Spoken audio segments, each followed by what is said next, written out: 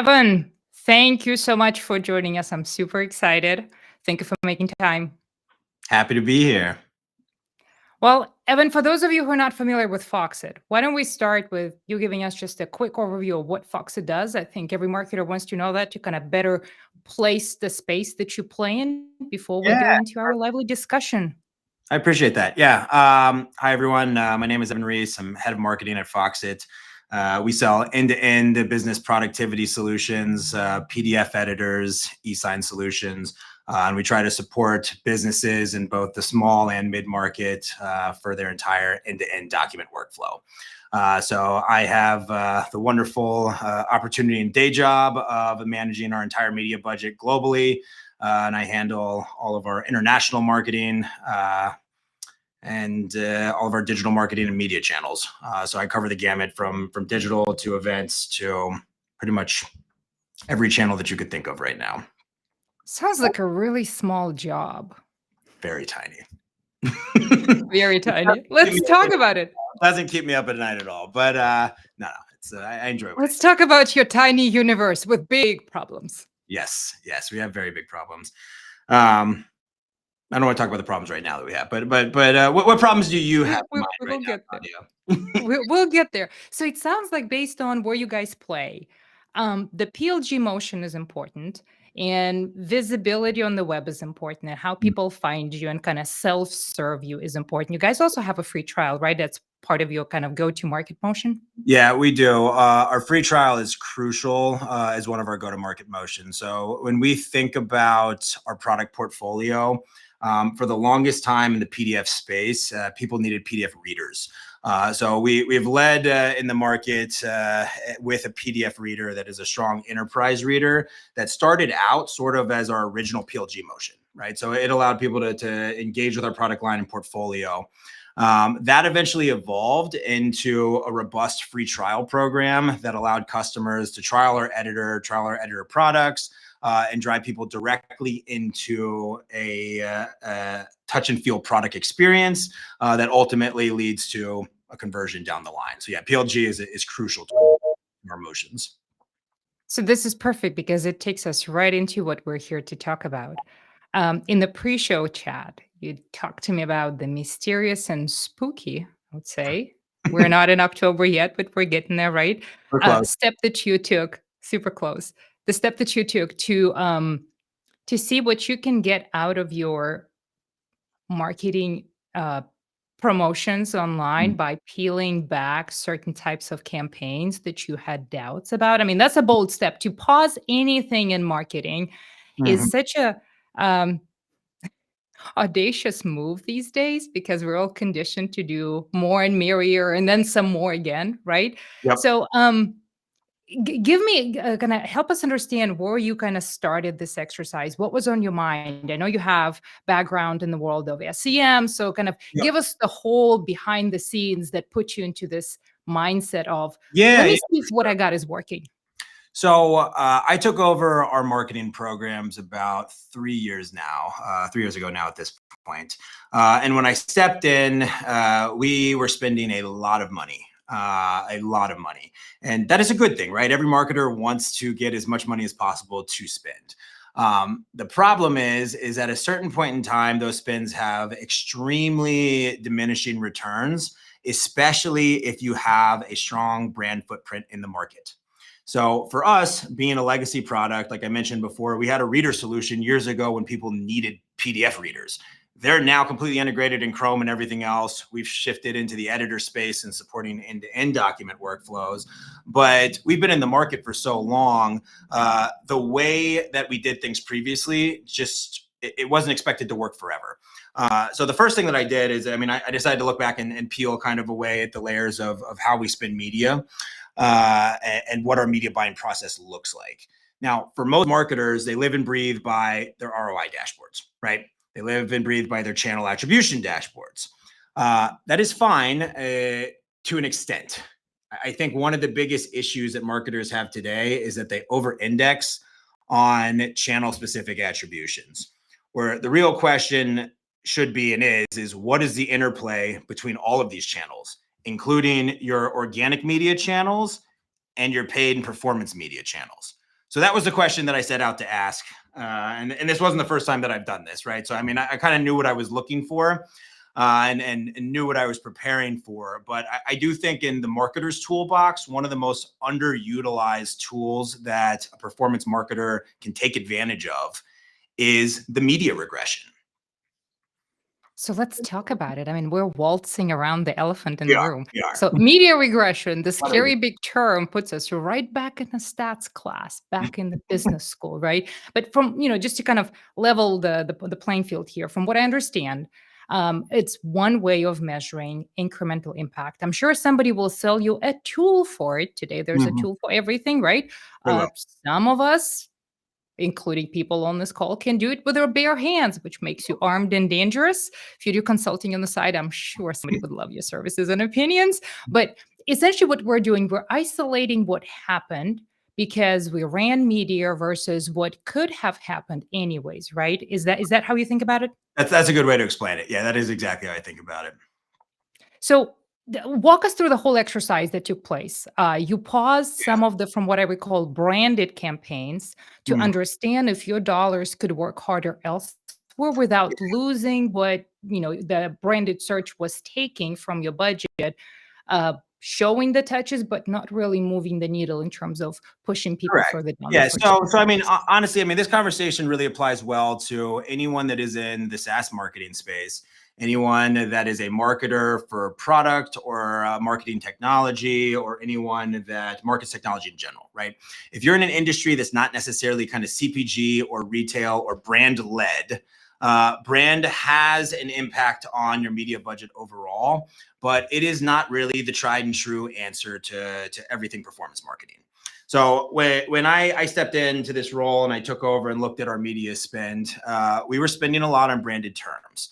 And to me, I mean, as a marketer, my first thing is, okay, well, someone wanted an easy win, right? Marketers typically do that when they get very robust and quickly increasing kind of lead or opportunity metrics or attributions that they're held accountable for. And these KPIs expand so quickly that they default back to basics, which is I'm going to pick the easiest thing. I'm going to bid on brand, and I'm going to go ahead and just try to show all of these amazing attributions and conversions for someone typing the brand name in. So in our case, they It type their word. works. Yeah, It it works. does. It does. It does. It's honestly, it's a quick out. Now, I think eventually somewhere along the way, the CROs and our head of sales got smart and realized, hey, maybe my sales team that is constantly complaining that we're seeing the same customers in the pipeline over and over again, and that we are not driving any net new logos, maybe they're actually right. And I should go talk to these marketers and figure out what exactly they're doing. Now, luckily, that wasn't my case because our sales team also got a ton of new logos in pipeline and exactly what they wanted to see. But I wanted to prove the value of brand. So what a media regression looks like in this case is that you begin to set out to reduce incremental spend targets, right? Incremental spend targets in a way where you can say, as I reduce this spend, and it may be in parcels of 10,000 or 50,000 or even 100,000, I reduce by a certain amount, and then I just pause and see what happens and track specifically before and after, pre and post analysis. What is the impact on opportunity, pipeline, and lead volume? Now, that is if you're looking at campaigns that are directly one-to-one, right? Like we've designed campaigns, the performance marketing is intentional to generate leads or intentional to generate e-commerce transactions. What also needs to happen is you need to work very closely with your organic teams, whether that's SEO or maybe it's a head of digital that oversees both SEO and SEM. And you need to look at the interplay between where organic picks up the slack, right? So most orgs either have a strong brand presence and they have really, really strong organic search volume that drives traffic to their website. People find them and they buy. Others don't, and they have to generate demand by paying a lot for paid media. Now, most brands that have this interplay in between will get to a point where they don't realize that their brand is actually leading a lot of the conversations because they've been in technology for so long and they always thought, oh, no. We led with our features. We led with our product releases. People just buy us because the technology is there. At a certain point, your brand becomes very powerful. And a lot of people in a product-led org don't really look to that side and say, well, wait a second, how much is our brand actually carrying us these days? So the media regression becomes a very, very powerful tool to go beyond looking at just kind of, dollars in, dollars out metrics. It becomes a conversation that allows you to tell a story as a marketer for how to empower the brand overall and the value that the brand has to drive more value. I feel like the brand conversations, they're so relevant right now, but also they're the most mystified, playing off of our title for the session, right? That's not mysterious or spooky, that's mystified. Um, because nobody can measure that. And while consumers understand their own brand choices, I like diesel jeans, or I like Levi's, or I like BMW, whatever that is, right? They Is that can all relate to that. is that Everywhere, right? You are what you drive, or you are what you were. Like yeah, that's part reflection of of yourself, life. right? I mean, the brand should be a reflection of who you are and how you want to identify for But sure. in BTB, it's so abstract. It is abstract. It's a harder Somehow it doesn't connect. But the yeah. spend is much higher. The spend is So high. like So So once talk you to me about the fear. Talk to me about the fear of pausing things which previously were thought of things that drive demand, where you Mhm. flipped the script and you said, no, this is the thing that actually influences brand, but I'm going to measure it from the opposite side. It's not that I'm going to invest more and show you that it works. I'm Mhm. going to take money away and show you that Mhm. it stays because it's got the power. It's a different way of thinking about it. It is a different way of thinking. Yeah, I will say for that, leading into any time that you try to plan or do a media regression, you have got to pre-flight everyone. I mean, talk to your CFO, let them know what you're doing. Talk to your head of sales, let them know what you're doing. Talk to your CRO and let them know what you're doing, and make sure everyone's on the same page about this, right? I think a lot of problems with marketers is that they don't do enough to explain kind of what optimizations they're making or big broad strokes. And for something like a media regression, right, when you start that process, you need to give everyone kind of a heads up of what may or may not happen. And in full practicality, right, you're looking for a bottom. You're looking for the bottom ceiling, right? Is or the floor. I mean, excuse me. You're looking for the floor. As I take money away, what do I actually see to leads? And the best case scenario is you see nothing, right? The opportunities and the leads don't drop at all, and you realize that you have found this pool of funds that was sitting there that probably should have been reallocated to something else. But Free eventually, money. right. I mean, that's what we want as marketers. But eventually, you'll get to a point where you take enough money away and you see the immediate impact, and that's where we have found a floor. So leading into this, right? I mean, how I approach it, anyways, is I'll go talk to everyone in our core executive group and figure out and prep them on what's going to happen next, right? Sales is most important because that's most likely where the tangible impact will be felt. But finance is equally as important because I want to reduce this budget over time with the expectation that I'm going to put it back in a new core identified kind of performance marketing program or pocket, right? And see immediate returns and gains later in the year. So you have to prep on both sides. That's number one. Number two, make sure finance doesn't take that budget away, right? If you're in an org where it's like a use it or lose it type finance mentality, that's what they will always have known. And that's how they approach spend, right? It's always about quarterly short-term ROI gains. The best part of media regressions is that you can do this, take money away. And if it is working and you're not impacting lead volume elsewhere, you can still put it back in other core programs that you know are successful. And at the same time, look for a bottom on one regression program and look for a ceiling somewhere else. That's how I think about it. If you want to experiment, no matter what the experiment is, it's almost you got to hedge for it optically and have something happening somewhere else to let your, I guess, not to let your organization suffer the waiting game of the experiment and kind of go into the slim down fasting mode, right? Look Yep. over here. Things are happening while I'm doing things over here and I'm testing things. Is that how you approached it? That's exactly how. I mean, honestly, I think, at least in my experience, marketers are very good at asking for more.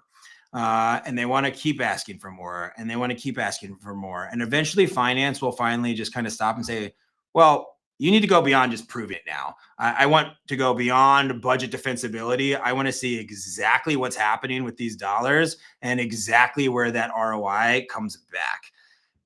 I like to get ahead of those conversations. No matter what org I've been at, finance always asks the same question, which is prove it again, and prove it better the next time. So if you want more money, best way to do that is start with a media regression and show them what happens when you pull away from key pockets, what happens when you put it back, and then what happens when you put it back with efficiency and optimization in mind. You want to test it? I can test it, but it's going to cost you. Are you ready? Are you scared? They're always scared. That's what I'm hearing. I think a bunch of people that are listening to this are probably wondering. So you did this experiment. What Hmm. are the tools that you were using? Was it just spreadsheets and you can just whip something crazy, scary, super fast in spreadsheets and do your numbers? Or how do you approach kind of the measurement and show me the path of thinking side of the experiment? Yeah. I mean, for us in our org, we have a number of different attribution modeling tools. It depends on where you are looking, but I mean, any attribution system or marketing technology that shows you the channel interplay, right? Whether that's your Google 360, whether that's a platform like Caliber Mind, probably. Oh, Uh, thank you. Oh, yes. It's a subtle name drop there. But depending on what it is, right? But what your marketing technology stack looks like, as long as you can see that interplay between organic and paid, I think that at a very broad stroke, that is the first one you need to look at is what is the value of my brand?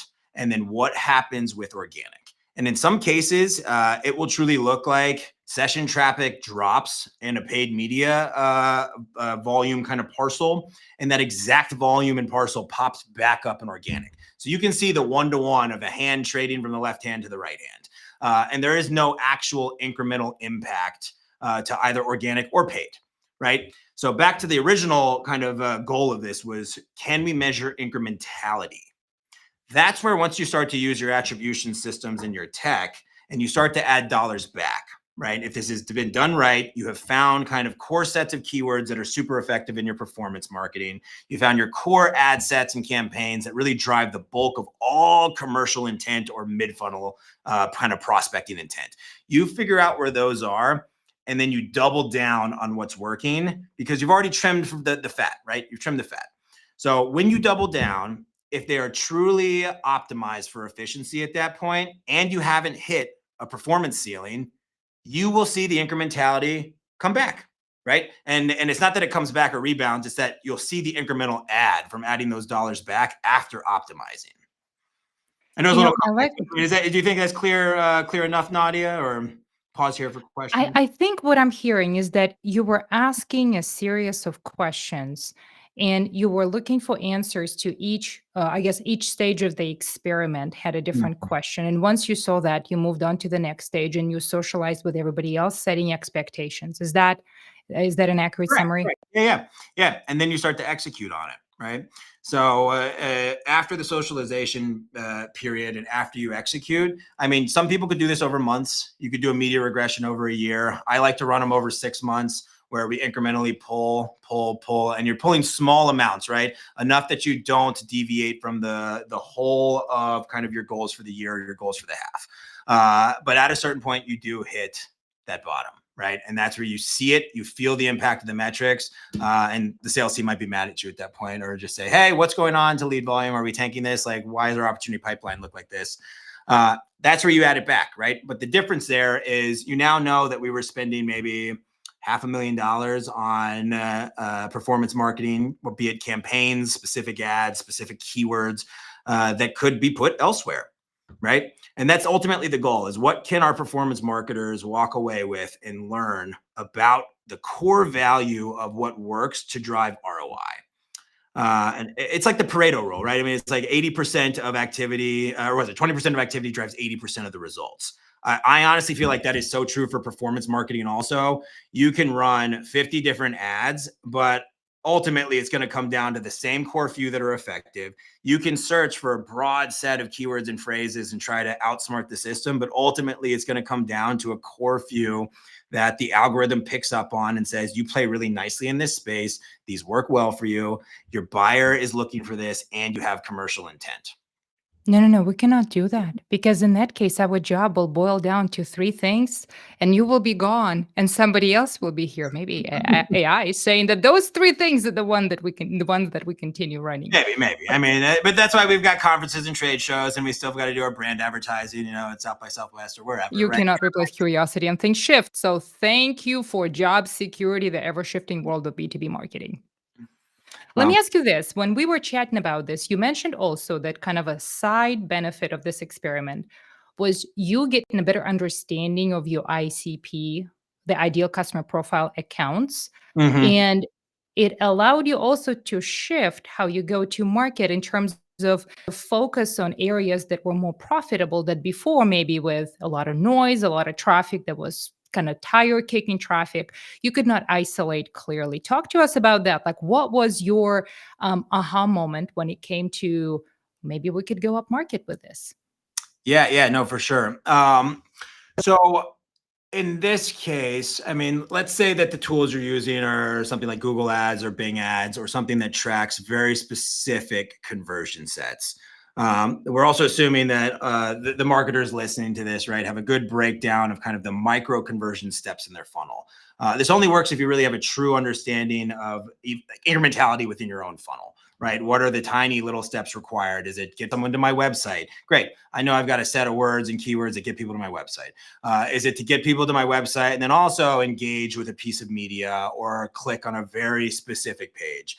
Right? What are the steps required to push people down each little individual buying stage before they actually get to the final purchase conversion?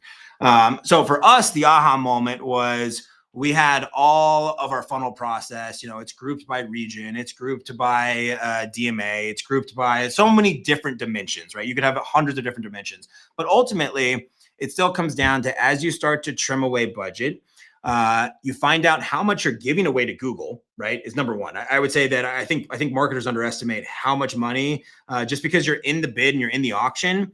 And if you let Google make those auction adjustments for you, they will just take and take and take money. And this is nothing wrong against Google. I mean, I think they do a Like great, my Suburban that I used to have passes everything but a gas station. right. More gas.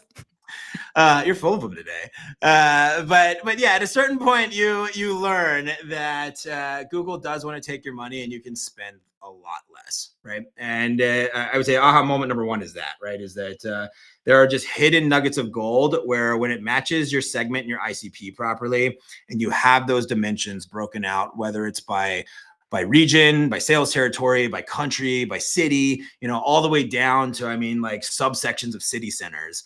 You can find incrementality everywhere. And it all starts from just cutting, and going back to the core of what works, and then figuring out how to add it back with a slightly different dimension to kind of get those segmentation alignments with the ad spend. So, it reminds me of this recent conversation that just took LinkedIn like a wildfire.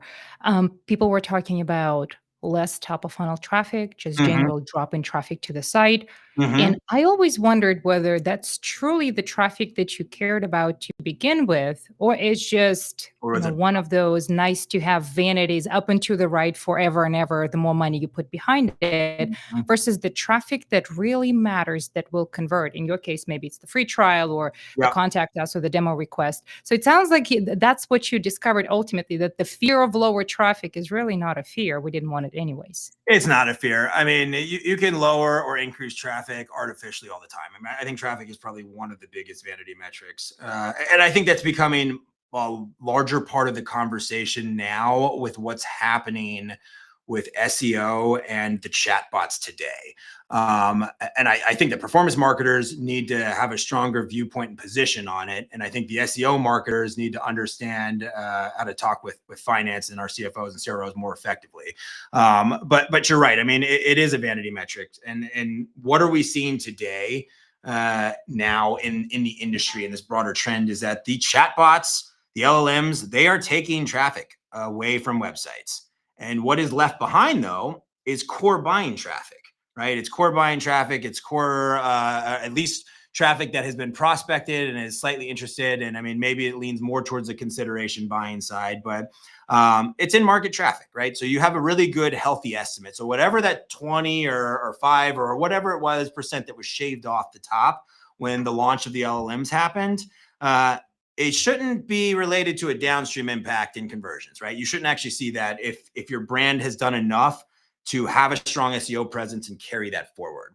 Now, thinking away from media regressions for a second and talking more about, I guess, kind of what you're leaning into is how are the LLMs going to affect sort of the buying cycle today, right? $1 million question. The $1 million Please question. answer. Please Please answer. answer. Well, I can tell you what I'm seeing at least. So, I mean, I think right now we're all in the land of opinions. It's hacks everywhere, and everybody's maybe, got one. maybe, Maybe. Prove me maybe, wrong. maybe we're in the land of opinions. I would suggest for everyone on this call, if you are planning on making your brand bulletproof for the LLMs for the future, invest in traditional SEO practices from the past. Not in the sense of keyword stuffing, but in the sense of proper content that just informs algorithms and Google can rate it as positive or negative or good for customers, right? Go back to the basics of providing digestible content in the form of FAQ blocks, in the form of value props and features, and have more of it, right? More of it on your websites, because the LLMs are reading that and they are componentizing it and they're plugging it in. And that has become the new information channel for anyone buying B2B media today. You know, it's scary that you say that because I'm having deja vu. We had Rand Fishkin as a guest on this program, Oh, did and you? that's essentially his philosophy around it. And if Rand Fishkin says something, you just got to pay attention just a little bit. It might be right. But it's amazing to me that with your background, which is very much SEO, SEM centric, that's the advice that you're giving. And what's even more interesting to me is that the concept of a funnel, the marketing funnel, which is supposed to be dead, according to all the talking heads on LinkedIn, is really not dead. You just look at it as a framework, and what used to be top of funnel maybe should be shaved off, but the funnel still stays from general interest to all the way the behavior that you want. And you talked about it within, you bring the right people and increasing your conversions. And I'm curious, from the ACV standpoint, Mm-hmm. how did that change the picture? Oh God, that's the best part, right? I mean, like if you're looking for total output at the end of all this, right? So if everything plays nicely, which really it should, if you have the brand presence or you at least have a strong organic media presence, you take money away and you find that it was sort of being spent on these tangential or just very lateral terms to your industry that may or may not have some sort of impact, but the impact is very small, right? So you find at the end of this that as you start to add it back, ACV will naturally start to increase, right? It'll naturally start to increase. And as you get your segmentation closer and closer to your target audience, right? Let's say you set out and you know that you play very, very well in the mid-market space, right? And you only focus those advertising dollars and you really hone in on what does the mid-market ICP profile look like for us?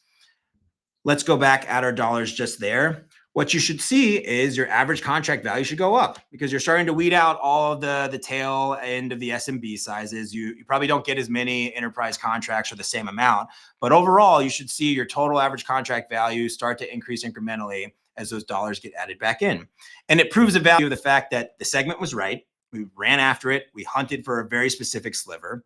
What we expected to see was contract value and size go up because the opportunity size theoretically should have been bigger, right? We're hunting larger businesses. We're hunting a very specific logo subset, and we're not using all of our advertising dollars to sell into our own audience over and over and over again, right? And that's the decoupling that always needs to happen and the narrative that we as marketers need to take back to finance. I'm curious if this hypothesis is right. If you're running multiple campaigns, say within the Google space, it could be so that while you think all your keywords and your ad copy and everything else is going after the right people, some of those campaigns may be more attractive to certain segments of the market that you don't want to go after anyways. But you would never guess that because the inherent bias is that because you came up with that wording, that should be the right wording to represent your brand. And part of your experiment, I mean, if I were to try that, I mean, I would be curious to see what results I'll get. That certain campaigns might want to be stopped anyways because they're not the right ones, but you would never know. Oh, that comes down to, I feel like, the basics of understanding your business, right? Like, what moves your market? What are the macro performance levers, and who are you aligned with your sales team, right? How are you guys going and working together to figure out this is our target ICP, this is who they want to sell, and this is the profile as we understand it that we can actually turn into the data and dimensions that marketers need to target effectively.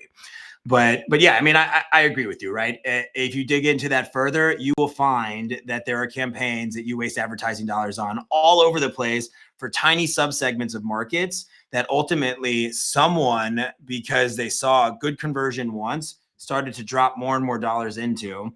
Uh, and it doesn't pan out for the long run. It's not a business mover, right? So it's really understanding what is the core business mover and then aligning with that properly as a marketer. You know what I'm also curious about as you talk about media regression and incrementality in general? From what I understand Mhm. historically, because the nature of incrementality is testing or experimenting, which is such an important function within marketing, experiments take time. Mhm. Aggregating data takes time, even if you're spending massive amounts of money, and massive is different for everyone, right? So I will keep that open.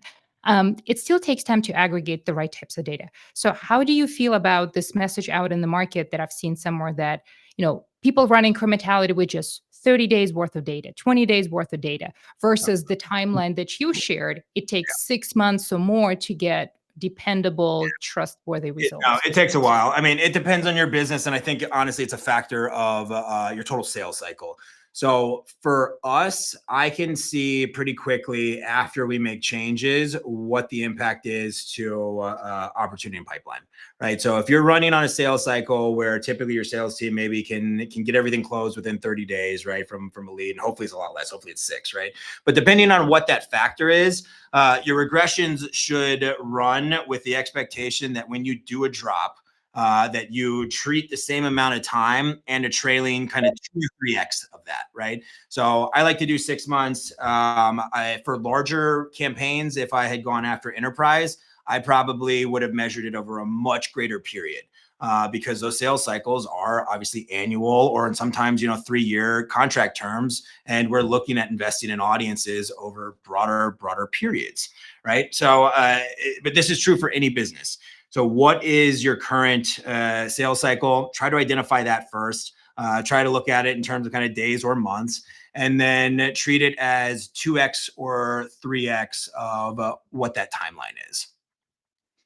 I love how sober this advice is. So I should not be buying anything that tells me 30 days and I will tell you what you should stop, what you should Never, turn on. never. And my sales cycle is 3 months long. I've been in businesses where the sales cycle was 18 months plus. It's a Wow. lot of waiting. Yeah, yeah, that's a harder one. I mean, that's a harder one to make performance marketing work for. I do think that the media regressions work really well on, again, lead and transactional, right? So, I mean, if your business follows the traditional B2B form fill model, we try to generate leads in the form of form fills or some other capacity, and we know those generate opportunities that turn into revenue, right? If that's your business, this works very well for that. If it is dollars in, dollars out, it also works very well for that, right? If I want to see when I reduce dollars, can I maintain ROI, or better yet, even increase it and still increase the same conversion amount or keep the same conversion amount? Perfect. You will be able to adjust CAC up and down accordingly as well when you do a media regression and know exactly, again, how much Google is taking and where you need to try to take those excess dollars and invest somewhere else. I mean, ultimately, that is the question overall: is there real incrementality in the campaigns I'm running, or am I just adding dollars in? And is there incrementality elsewhere in other campaigns where I can see a tangible return on the lead funnel later down the line? You know what I'm curious about? Like, I understand measuring incrementality within a specific channel, especially if that the channel generates enough data. If you have Yep. enough transactions, you have enough volume, you have enough visits. Mhm. I feel like for a lot of B2B companies, you always run the omni channel play. And the more complex your offer, offering is. The more that omni-channel gets creative, right? You have niche channels, you have Mhm. offline channels, you have like for me in my previous role in the being in the government SaaS space, it was a lot of handshaking at dinners and in-person events. Yeah. So how do you think about kind of measuring impact across all the channels? Or should people get realistic and say, I can do it here within this walled garden of my greenhouse within controlled environment, and everywhere else I should use other methods and make other hypotheses and go prove them outside of just what we just talked about? Yeah, that is a great question. Um, I would lean first to wherever you have the most data, right? So where are you supported in your MarTech stack that you have healthy, consistent data? If you don't have that established first, right? If you don't truly have a good understanding of the back to basics business levers, what drives my business up? What if I pull away, will turn it down? Because ultimately that's what the media regression is trying to answer.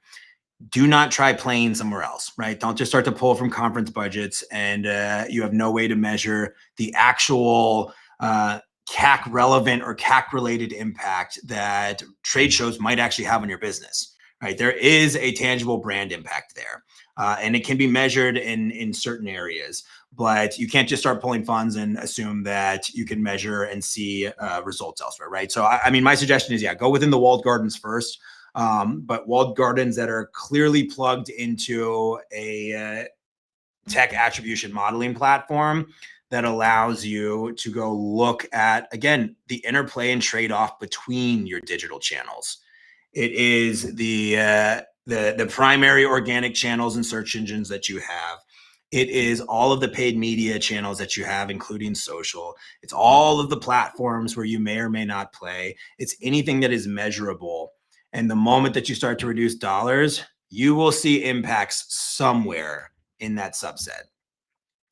How do you think about all of the incrementality testing? I don't want to what I want to call them, widgets, so maybe modules that platforms offer now. Like Google has their own version of like a little incrementality thing. Facebook, I believe, has But yeah, something. I mean, that But goes back into the omni-channel conversation, right? I mean, it's so I don't know which marketer came up with the idea of the omni-channel marketing play. I think it was a great story to we justify. love our keywords and buzzwords and acronyms. It's We love wonderful. it. We love it. No, I think it's a great way to justify where spend is going across the entirety of the playbook, right? And honestly, I think it has value, right? It has value in the sense that a customer centric operating model, you do need to support omni-channel marketing, right? I love Ashley Faust over at Atlassian, right? She's I think head of lifecycle marketing. She came up with this concept or kind of rebranded the funnel with this new model of the sandbox, right, or the playground, where customers can come into your brand and meet your brand from any which way. And it's like a playground. It's like a playground where you have an open side on one side. You got monkey bars that may take you across over to the top of some other, geodesic dome. You got a bunch of slides that kids always try to run up backwards on. It's like they figure out their own ways to get into your brand, right? So I do think that the modern brand nowadays and our ecosystem of digital marketing plays and the website, they do function a lot more like a playground. We're giving our customers multiple opportunities to come in and play with our product and trial us, test us, experience, buy from us. Now, what that means though for something like the omni-channel and marketing, you truly have to know when you're going back and talking to your CROs and your CFOs. When I look at digital, I'm either going to go and have to defend my budget channel by channel, or I'm just going to lump everything together in digital and say, this is what we've got. This is our total cost of acquisition. Because that there may be some brand awareness channels like LinkedIn where it may be so high and expensive from a cost per lead standpoint that you only focus on using it for kind of organic media and brand awareness, but you still invest in it. Right? Facebook may only get you a very subset of a small business population, but it's great for retargeting and you can follow people around all over the place. Twitter may only be good for a developer audience or some other ICP, right? But you have to It look was good in politics. yeah, and politics, right? I mean, but yeah, it depends on your profile that you're going after. But every channel has its place. And when we talk about the omni-channel, it really comes down to when you are asking for more to add to your budget and you want to show incrementality, how are you going to do that? And for me, the conversation is always easiest when I just lump digital together and I say, look, I'm going to invest more in digital. How I spread it out and do the media buy, they don't really care as much about that, but they need to see the returns some way. The media regression allows you to have the conversation of, I want to invest specifically in one channel or two channels, right? And now I'm going to add more to this specific audience, to this specific region, and show you incrementality there. That's where it becomes powerful. I love it how you approach it. I feel like at a certain seniority level, you get to the point where you realize that turning out your laundry inside out and showing people everything, every little bucket, please look, that's what I did over there, just confuses people, starts a debate, gives them too much information. Like at the tactical level, everyone can ask questions. And I feel like a lot of people are challenged with being able to package a story and present it in a way that people can understand at the executive level or board level from the 30,000-foot view.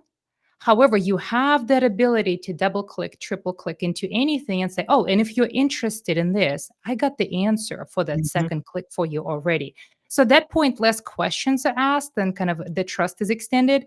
Is that something that, how you think about it? Or Yeah, is it something that spot on. I mean, so in my we're experience, in my experience, finance will always get to a point where, I mean, marketers can only get away with spending money for so long before someone finally asks, is this right? And are we doing it the most efficient way?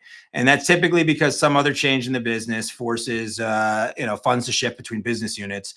And we have the biggest budgets, right? We carry the biggest budgets consistently. So they always look towards us in sales first. And it's like, all right, cut sales is T&E budget. Well, we can't do that because they got to go see enterprise accounts. Well, what's marketing doing? Like, why are we spending on all this stuff? So it's always best to get ahead of that conversation and constantly be in the driver's seat. And you do that with experimentation, right? I mean, at least for me, that's been the most effective way to do it consistently and consistently get the answer yes to more budget requests, right? You don't want to be the one that's in the position where you're asking for more and they're like, yeah, no, we don't think you can spend that well. And like, we actually don't trust your view of investments, right? So marketers really need to do a better job of talking the language of finance and being able to structure their campaigns and media in a way that speaks that language more effectively. I love how you're selling my homepage. That's the language on there. I Thank you, still Evan. look at it right now because I'm not even reading it, but You're doing it. But I think it speaks to the general notion. I mean, historically, we've been very IC metric first. The Mhm. clicks and the likes and number of webinars, number of registrations, number of conferences, and people just get paralyzed with all of these random stats that are thrown out there, but it's so hard to blend it all together and explain how we are being the responsible stewards of the budget with experimentation, as you said. By the way, I looked behind the covers and I decided that I don't trust this one over here. I did the job for you. You don't trust it. I already did it. So this is the result. So got to get ahead of the conversation. Yeah, no, that's exactly right. I mean, the omni-channel nowadays is like, yeah, sure. There was a time where our CFOs and CROs and head of sales, and I mean, even our CIOs to some extent, didn't really understand the marketing metrics that matter. Our CIOs now have to understand them because they're heavy in attribution models, right? So they're deeply ingrained with it. And it seems like a natural progression that as marketing became so much more technical and data driven, it shifted the question to other data driven organizations and departments like the finance side and the revenue side. And marketing's role over the years has completely shifted. I mean, it shifted into this wave of a data first focus when it became data driven. And then it's a natural progression, I think, that now everyone asks, where do those dollars actually tie down to direct revenue? But again, it puts the burden back on us to explain the differences both tactically and from a broad stroke standpoint, right? So if your business is designed in a way where it's easier to roll those numbers up into a nice, healthy, just this is digital media as a whole, then the narrative becomes about that, right? I'm pulling funds from digital media and I'm looking at incrementality. If you have partners in your C-suite that understand the differences between channel specific focus on a channel specific conversation. If they look at it as program specific, great. Change your program names, add some labels, change the conversion value and call it whatever it is, right? But just find that common language to be able to go back and ask for more, and make sure that you've got the data to support it, right? Whether it's an experiment or a platform. Let me ask you this.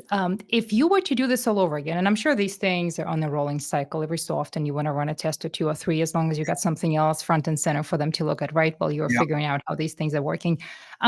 If you were to do it again, what would you do differently? What would you do differently knowing what you know now? Hmm. Got you. Yeah, you got me on that one. Knowing what I know now, I probably would have accelerated the speed at which I pulled away dollars. I think that, and I mean, both times that I've done these tests here and at previous organizations, I always have a bias towards caution, right? Because again, it's a large amount of money that you're pulling back or pausing or halting, right? I will say that yeah, you can do it faster in a few scenarios. So if you have a shorter timeline, you can pull away funds quicker. And if you have a very strong performance marketing team that understands how to optimize in real time, that's the other piece of it. If you have a very strong vendor partner or performance marketing team that can look through and say, trimming the fat on these keywords and I'm doubling down on these keywords, and I have a very clear understanding of what commercial intent looks like, what kind of prospecting educational or informational intent looks like, and everything in between, right? If you have a strong team there, you can move faster and also optimize in real time. And I would say that I think if I do this again, or when I do this again, I'll trust that my team is capable and that we can control for one variable, but we can also optimize at the same time, knowing that we're trying to add back into that specific campaign. I love it. People still matter. That's a very optimistic note. Yeah. Yeah, you can't do that. The LLMs cannot help my media buying. They have definitely those tests. Humans first. Little ways to go. Last thing as we kind of wrap this up, if you wanted to kind of give parting advice, if somebody listened to this and they're like, man, that's something that I want to try. I want to do baby steps. I want to tiptoe and kind of start small in a controlled environment. Yep. What would be your advice? How people could try it, test it, start small, and then take learnings from there? Yep. All right. Number one is start where you have data, right? Start where you have data, and start where you have data that you understand. So you have a healthy understanding of what that looks like day to day, month to month, whatever it is, but start where you have data. So pick a channel where that's easily accessible. Pick a channel, yeah, that you have control over. And start small, right? Start small with just an experiment internally first before you decide to take a big move to a bigger team. But do remember, right, that it has to be a large enough amount that you can feel the impact. So go ahead and broach that conversation with sales, see how they feel, right? In most cases, they'll probably say, yeah, that's fine. See if you can free up some money, right? Like, we want to be more efficient. So don't be afraid to have the conversation, start small. And really, I mean, it's just get started, right? You're not going to make any impacts with a media regression if you just keep asking for more money. That's not what we want to do here. We want to try to spend a little less, put it somewhere else, and then ask for more money.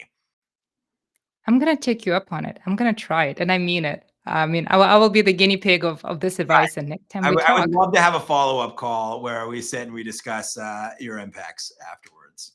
And hopefully I'm still at the same job. Just kidding. You'll be fine. I'll be fine. You partner with your CFO and CRO first. It's just that's rule number 3 then in that list. Setting expectations. I love that. Yeah. Not after the fact, but getting the hypotheses out ahead of the data and then confirming it. Love it. Spot on. Evan, thank you so much. This was fantastic. Good. I'm glad. This was fun. Let me know if we want to do this again at any point in time. But yeah, I really appreciate you, Nadia. Thanks for having me, everyone.